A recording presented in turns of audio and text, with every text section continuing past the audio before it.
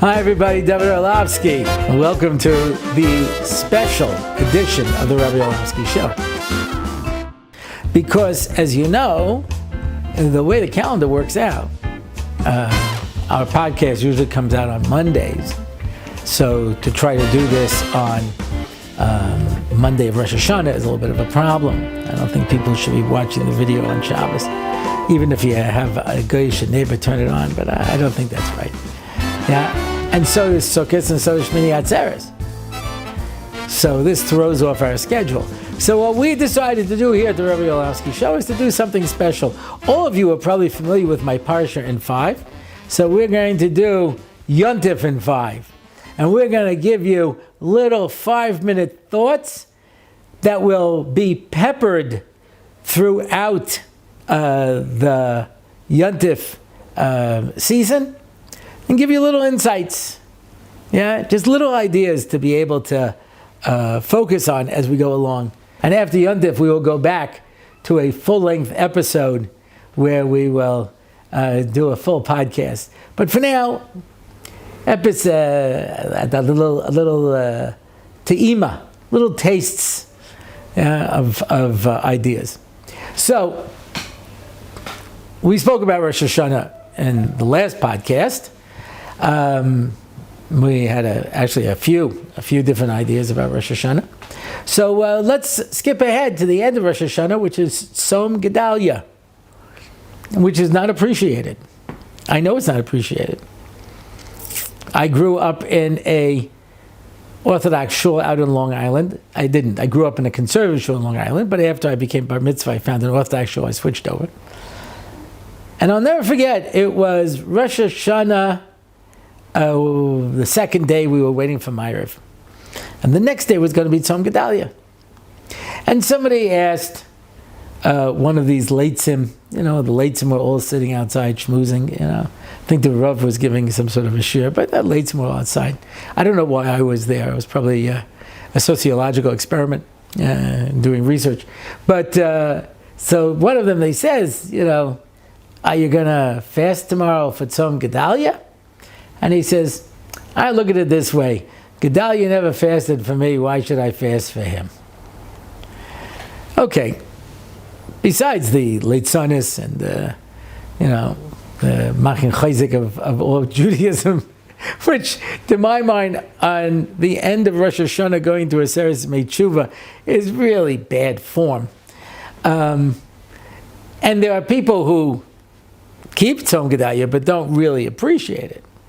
I've heard from more than one person, it was so smart to stick a tinus right after 2 days of Rosh Hashanah because you're so full. It's good that you have a tinus afterwards to be able to fast, as if this is some sort of a dietary consideration. Tzom Gedaliah is a very important thing because I'll put it for you in a historical context. The Tanesim that have to do with the Churban are Asar B'Teves, when Yerushalayim was besieged, Shivas B'Tammuz, when the walls were breached, Tisha B'Av, when the Beis Hamikdash was destroyed, and Tzom Gedalya. The others have nothing to do with the Churban. What was Tzom Gedalya? After Nebuchadnezzar took the Jews into Galus, the Jews who he didn't even bother taking, he left behind. All the lo yutzlach, all the people who had complained their whole lives, I'm not meyuchas, don't come from an important family, I don't have land, I'm not that smart, I'm a below average, unsuccessful kind of guy. And now everyone's been taken away. And all of these people who have this excuse, we never succeeded because society done us wrong. They've got the whole country to themselves. And Nebuchadnezzar took a tzaddik by the name of Gedaliah and put him in charge. And his job was to lead this remnant of Klal Yisrael so that there would still be a Yishuv in Eretz Yisrael.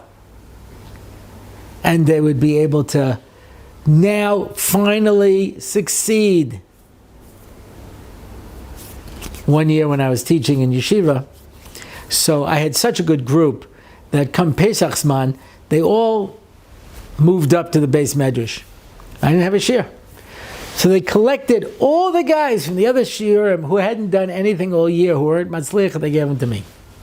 It's quite a contrast, because I had this really, really great group, but now I had this more, challenging group.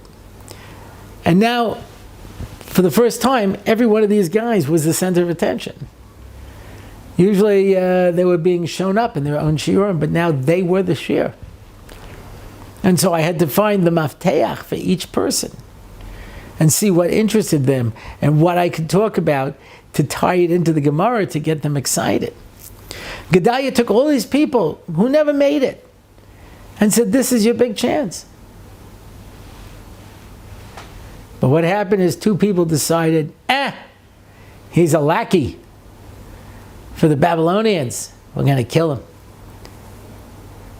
And someone came to Gedaliah and said, these two guys are going to kill you. And Gedaliah says, Oi! Lashon hara. And he didn't believe them. And they came in and they killed him. Assassination is in the news, There's a good man, an Ohev Yisrael, someone who defended the Jews and Israel, Charlie Kirk. He was assassinated. He couldn't imagine it. Because he was effective. He was helping people. He was mechazik people. He was presenting Israel's case. He was quieting the Hamas supporters and all of these people attacking the Jews, and he was very effective. And they killed him. They didn't see it coming. Donald Trump was having a rally, and a guy got up on a roof and shot him. He turned his head at the last moment. Otherwise, he would have died just like Charlie Kirk would have hit him right in the neck.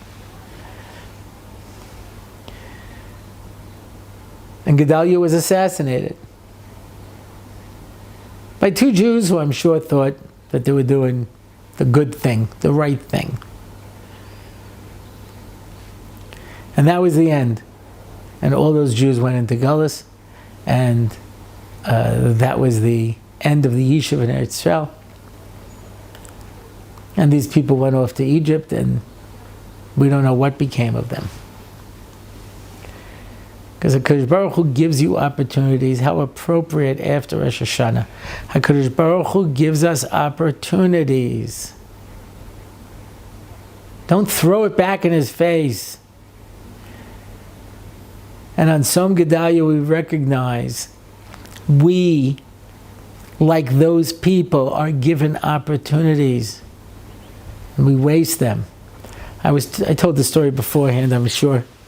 When I was in Or Sameach, I one time went around the introductory shir, and I said, how did you guys get here? I met someone at school, I met somebody at work, I met someone on the bus, I have a neighbor, I bumped into somebody, and I decided to listen, and I got involved, and eventually I decided to come to Israel and learn. And I said, it's unbelievable. Everybody is here because at some point you got a knock on the door that brought you to a yeshiva in Eretz Yisrael. And someone said, but what about all the people who never get a knock on the door? And I said, everybody gets a knock on the door. Most people choose not to answer it. Gedaliah was the knock on the door. HaKadosh Baruch Hu reached out to us and gave us a lifeline. And we killed him. And we lost that opportunity. And now we go into Tzom Gedalya, in between Rosh Hashanah and Yom Kippur. And HaKadosh Baruch Hu is giving us an opportunity. Dirshu Hashem behimatzu. Seek Hashem when He's close. He's coming to you. Don't let the opportunity slip away again. Everyone should be Zaycha to Achsim Chasima Toiva. Wishing everybody a good Gebench Dayar, especially Rabbi Orlofsky. Hello, Rabbi Orlofsky Crazies. Wishing you a happy Rosh Hashanah in honor of Rabbi Orlofsky.